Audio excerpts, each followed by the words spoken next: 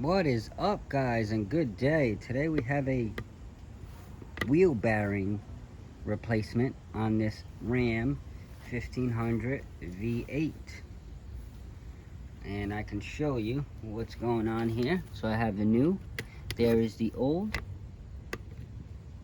and let me go ahead and show you exactly what the old does that the new doesn't. So this is the wheel hub assembly along with the bearing. So there's your bearing. This is your wheel hub over here. They are integrated into one piece. So there's your wheel hub, your lug studs, and that's what that is. That is the old one. It looks like they put a ABS hub on there, but that's okay. The ABS hub is the same as the non-ABS hub. The only difference is it's equipped with the ABS sensor. This particular truck of mine does not have ABS in the front, only in the rear. So I went ahead and bought the correct hub, which does not have ABS equipped. Here you can see the ABS sensor. The wire is completely cut off, but the ABS sensor would be around here, as you can see. This one does not have it. This hub, if you listen, nice, smooth, quiet, no play at all. And then here's the bad hub.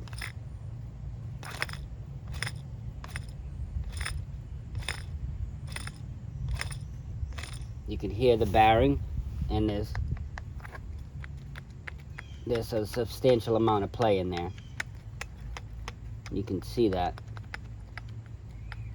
I don't know if you guys could see that on the video, but there is lots of play in there, and this wheel hub has gone bad. I have already replaced the passenger side, so I'm going to go ahead and demonstrate the process on the driver side, but it is the same process for both sides of the vehicle in the front.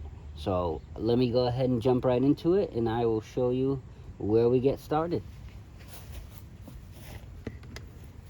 Alright guys, so essentially when you start, of course, lift the vehicle up, put the jack stands up, take your wheel off, put your wheel underneath your car.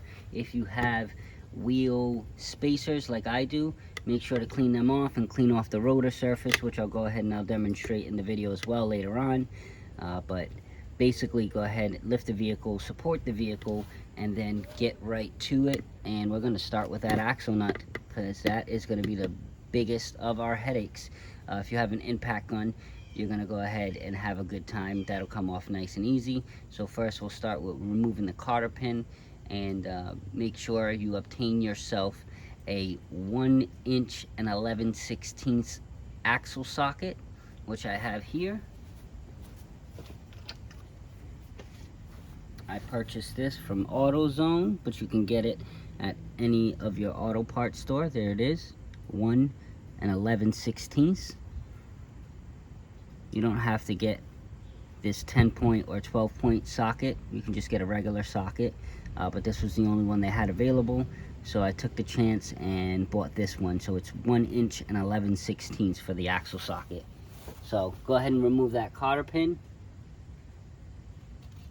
I already removed it earlier, so nice and easy, no fuss, no fight. So there we go, that fits on there perfect. Let me go ahead, I'm going to use a 3/4 ratchet. So that's one of the biggest ratchets you can get, because it's a heavy duty vehicle, so you want to use heavy duty tools. And even on the other side, if you take a look at my tool, you can see it's already bent. So I had a good time on the other side, but now we're going to do this side. And then I have my 3-ton jack handle. I like to use this, put it in there, and I'll use that for some leverage with this guy. Okay. So that's going to be tightening. So we're going to want to loosen today. So obviously I'm trying to loosen it, and I can't because the rotor is spinning. So what I like to do, I like to stick a heavy duty bolt in there to prevent it from spinning, and then I can go ahead and loosen that axle nut. So let me grab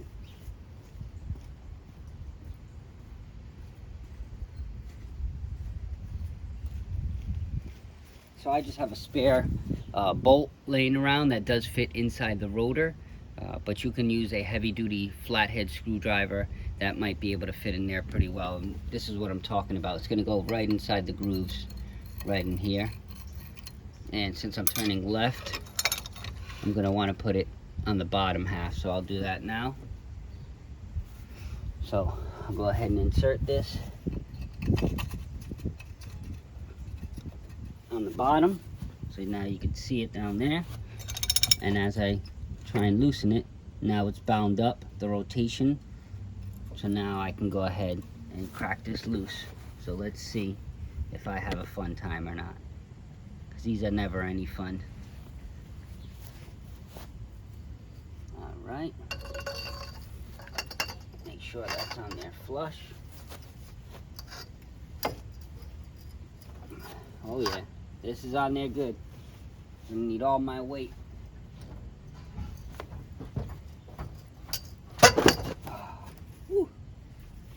All right, guys, that was actually fairly easy. I've done this on cars and it hasn't been that easy. So that's a relief. So let's jump back into it. So we're gonna go ahead and remove that bolt.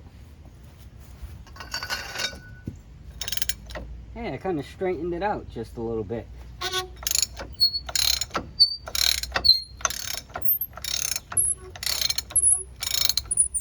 Okay, I had a bee just jump right at me. All right there, buddy. Not trying to disturb you. Go about your day. I'm going about mine. Okay. So now that we've got it cranked loose, we can go ahead and take that off by hand.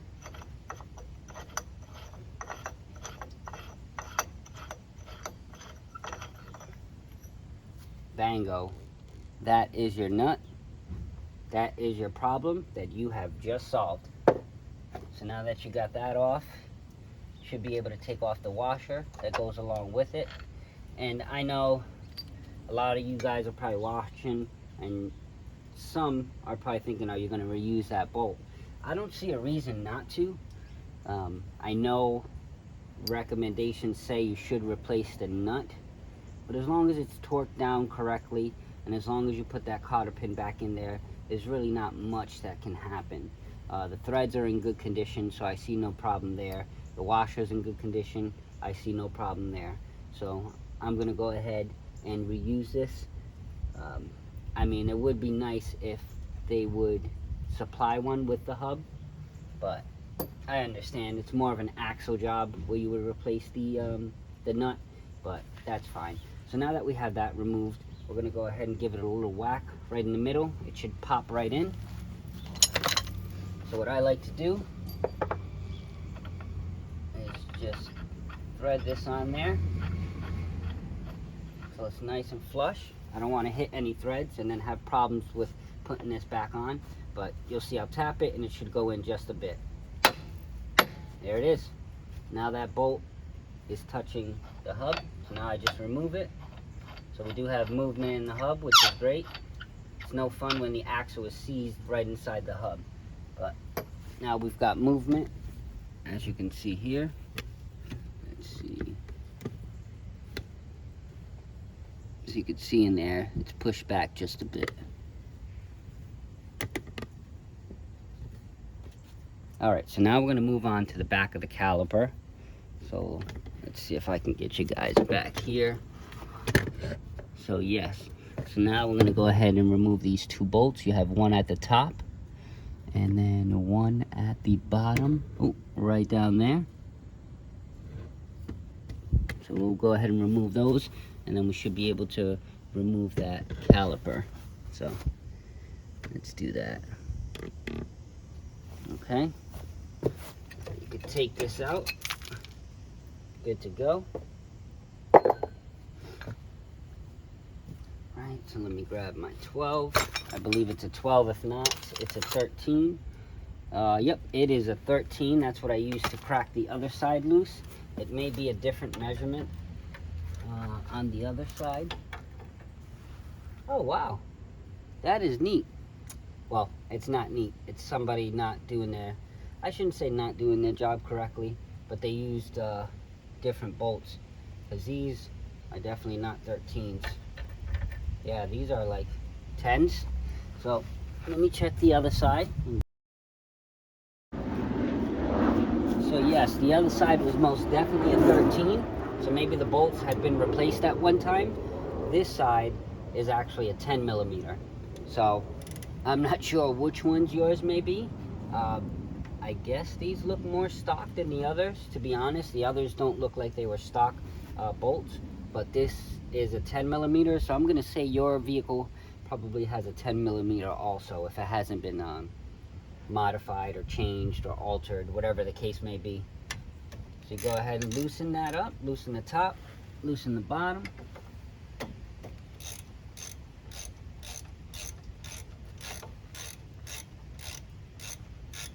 Pretty easy, pretty straightforward. It's not a hard process at all to remove the caliper or the rotor. You know, it's a very similar process for a lot of vehicles, for the cars and trucks. So this is something normal for me to do on a day-to-day basis. When you get your caliper, if you have a bungee cord or something, you want to go ahead and hang it away from your work area. So we'll get a pry bar and we'll pry this out.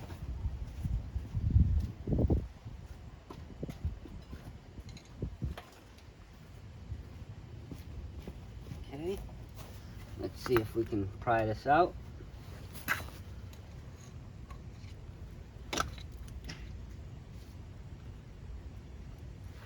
Okay, there we go.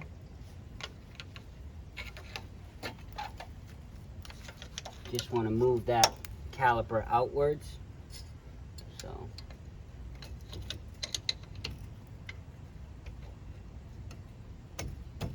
there we go. Got the slider. Oops, the slider was hitting. So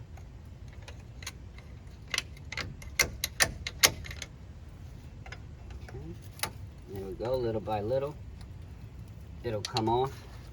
Probably be better if you had a bigger pry bar, but this is what I got for now.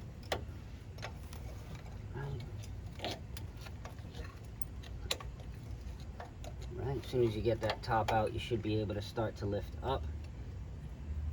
See, this slider in the way. Right.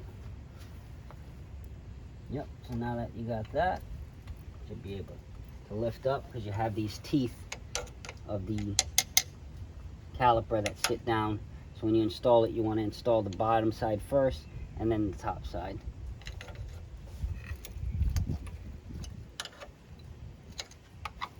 Okay.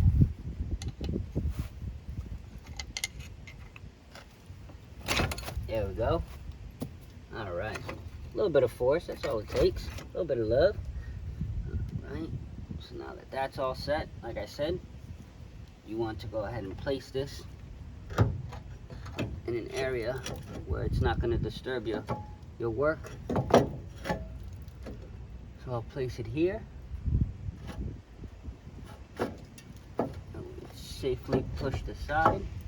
Okay, so now that we have that aside, you just push out your brake pads just a little bit. All right, now your rotor is technically free. Rotor is good to go. All right, so now we got to take out this bracket. So now we're going to take out this bracket. So the bracket on the other side, I believe it's 24, or is it a 21? Let's see, 21. So it's a 21 millimeter socket for the caliper bracket. But that's it. Here's your caliper bracket. You got your brake pads inside.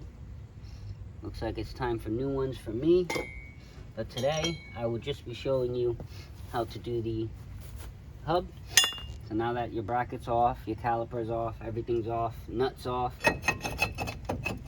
If you're not as lucky as me, you might need to lubricate this, smack it a couple times, and then it'll break free, depending on how long it's been on there.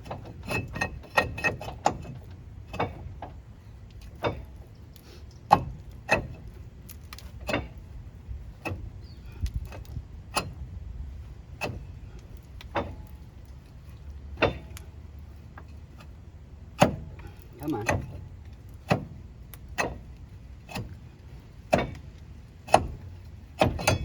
Okay. Boom. Now we have our rotor out. Now we have our hub. So this is the last step to removing the hub. Looks pretty nice. Alright, it looks like this side may have been replaced once before. But there was a little play. So I figured since I did the other side, I'm going to do the other side. So just like anything, tie rods, if you do the left, do the right. If you do the rotor on the left, you do the rotor on the right. If you do the brake pad on the left, you do the brake pad on the right. So those are things that I tend to do myself. I understand that sometimes times are hard and people don't have money to do both sides at the exact same time. But I do recommend if you do, let's say you do a hub 1 week, if you can do the other side within the next week or two, that's okay too, but essentially you should do them roughly around the same time. It doesn't have to be the exact same day, but roughly around the same time. So now that we have the rotor off, we're going to put that aside. Okay, so this one was not as bad as the other side. It just had a slight amount of play. But again, like I said, if I change one side, I wanted to change the other. So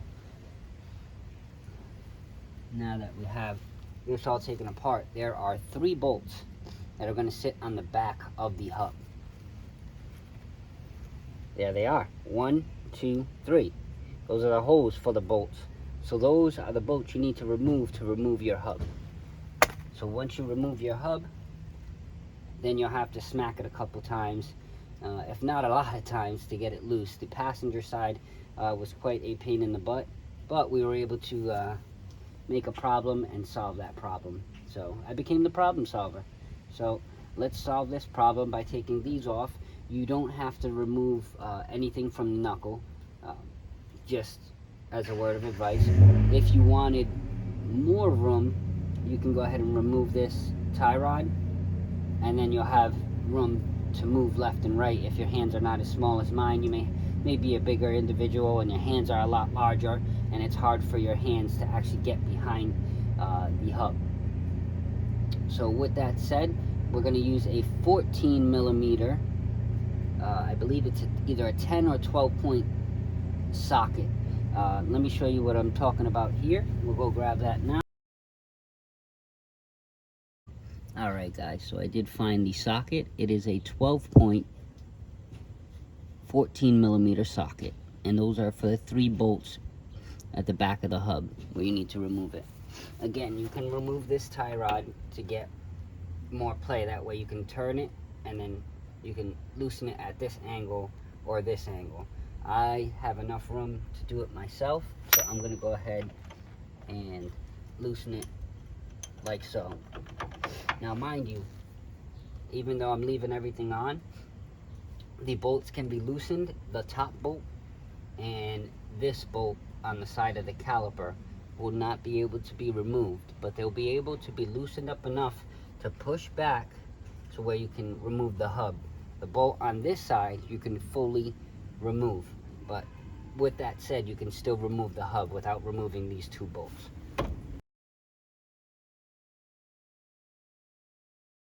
So now that we have that all taken care of, now you can get a good view of what I'm talking about. So you got 1, 2, you can see it's loosened, that top one, so we're gonna loosen that bottom one, and then we have one over here, and that's the one with the damaged head. So I'll see what I can do. It's not too badly damaged, but we'll see how we make out in the end. So now that I have it turned, now I have access to have space to go ahead and remove that other bolt.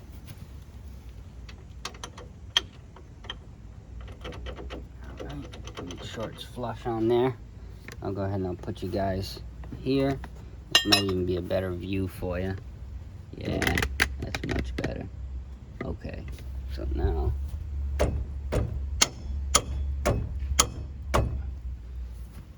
oh yeah, that one's on there good. Ooh. Oh yeah, That one's on there good. So if you have a hammer or a rubber mallet, go ahead and hold your ratchet and just give it a couple whacks till it breaks loose. There we go. Not even 2 whacks. Alright, so now this you could actually fully remove now that I have it turned. But if I didn't turn the hub, it probably wouldn't have been able to be removed. So now that you have it loose, go ahead and get that socket off there. Mine's is a little rusty, so it takes some wiggle movement.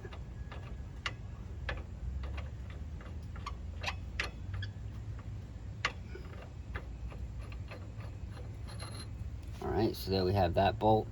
Usually put some anti-seize on these right here.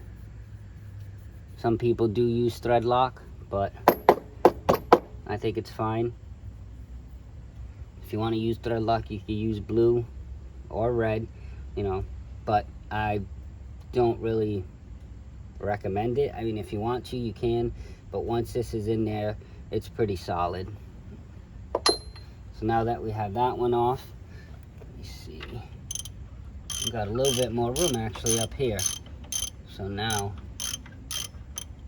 I can loosen that one up. So now that it's loosened up, you can unscrew it by hand. Boom. Here's another one. Doesn't look to be bad at all. So that's good.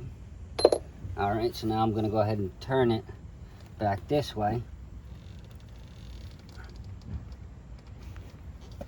So we can get to that other one.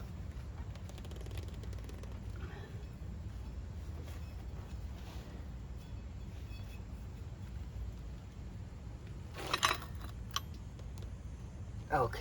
Woo! It's a party, baby. It's a party. Alright. See if I can get you guys over here. Oh. Excuse me. No, that's not gonna work. That is not gonna work for you guys. Alright. Sorry about that. I'm just gonna have to put you guys... See if I can get you right there. You might get blocked by my hands and the ratchet and such, but essentially I'm just gonna bang the socket on there and see if I can have any success doing that.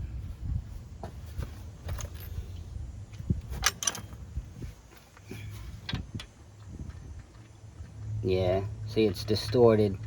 They must have hit it with a hammer and now it doesn't want to go on. So I may have to sacrifice this socket, but the socket over the hub, or the hub over the socket, is fine by me. So this hammer's too big. It's got a lot of weight to it, which is great, but I think it's too big. So I might change my hammer to a smaller one. Alright guys, so I was lucky enough to hammer that on without having any major difficulties. So now that I have it on, I'm going to crack it loose. See if I can do that. Back up here because I don't want to hit this camera.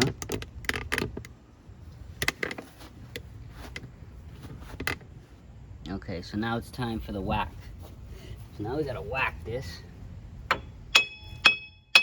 That's beautiful. This came out with ease. The other side was not so friendly.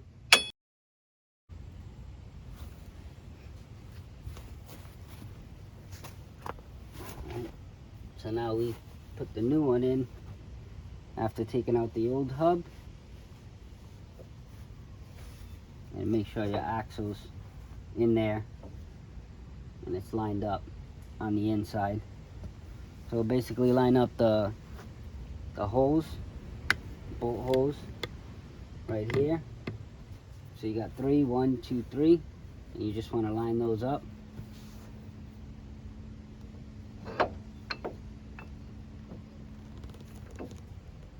And line the spline of the axle with the hub. There you go. give it a push, should eventually get it, and then you twist the bolts so they line up with the holes. Give it a little whack.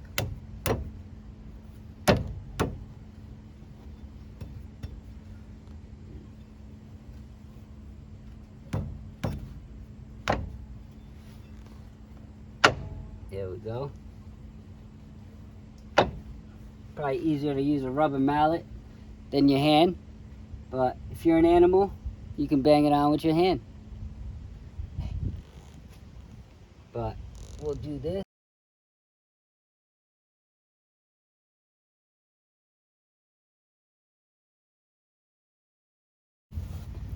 All right, and that is pretty much how you change a wheel hub.